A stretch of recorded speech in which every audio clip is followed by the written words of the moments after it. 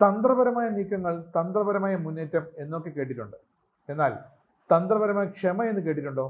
എന്നാൽ അതും ഇന്ത്യൻ NSAയുടെ ഡിക്ഷണറിയിലുണ്ട്. 2025 മധ്യത്തിൽ വാഷിംഗ്ടണിലെ കടുത്ത ശൈത്യമുള്ള ഒരു പ്രഭാതത്തിൽ ആൻഡ്രൂസ് എയർഫോഴ്സ് ബേസിൽ ഇന്ത്യൻ സർക്കാരിൻ്റെ പ്രത്യേക വിമാനം വന്നിറങ്ങി.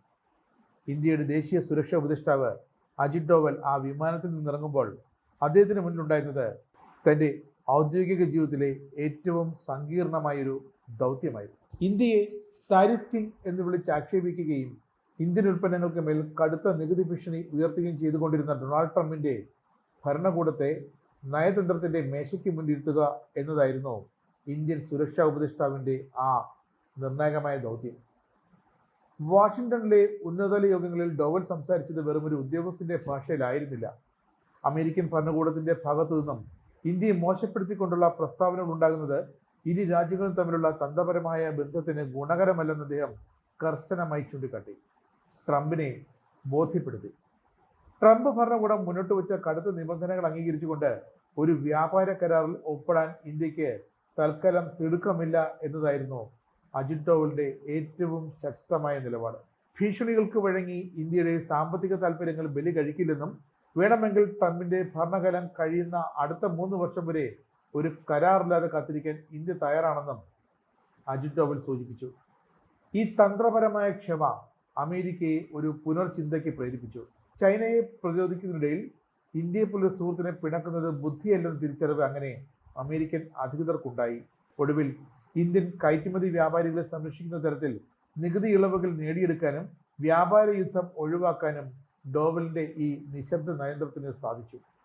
ഈ വിജയം അജിത് ഡോവൽ എന്ന IPS ഉദ്യോഗസ്ഥന്റെ നീണ്ട ഔദ്യോഗിക ജീവിതത്തിലെ മറ്റൊരു പൊൻതൂവൽ. കേരള കേഡർ IPS ഓഫീസറായി 1968 ഔദ്യോഗിക ജീവിതം ആരംഭിച്ച അദ്ദേഹം തുടക്കം മുതൽക്ക് ഇതിന്റെ വ്യക്തിമുദ്ര പതിപ്പിച്ചിരുന്നു.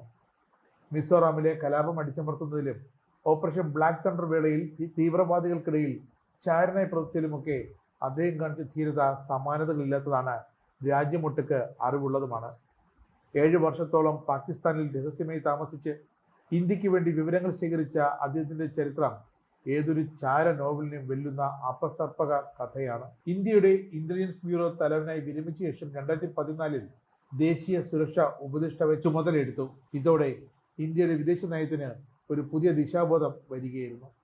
സർജിക്കൽ സ്ട്രൈക്കുകളുടെ പിന്നിലെ ബുദ്ധികേന്ദ്രമായും രാജ്യത്തിന്റെ പ്രതിരോധ നയതന്ത്രത്തിന്റെ കാവലാളായും അദ്ദേഹം ഇന്നും തുടരുന്നു.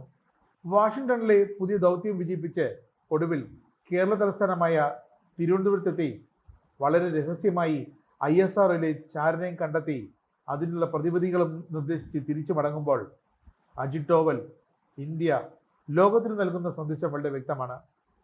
ഭാരതത്തിന്റെ അന്തസ്സും താല്പര്യങ്ങളും സംരക്ഷിക്കാൻ രാജ്യം ഏതറ്റം വരെയും പോകുമെന്നും അതിനായി അജിത് ഡോവലിനെ പോലുള്ള കരുത്തരായ നയതന്ത്രജ്ഞർ ഒന്നല്ല ഒന്നിലേറെ പേർ ഇന്ത്യക്കുണ്ടെന്നും അതാണ് ആ സന്ദേശം.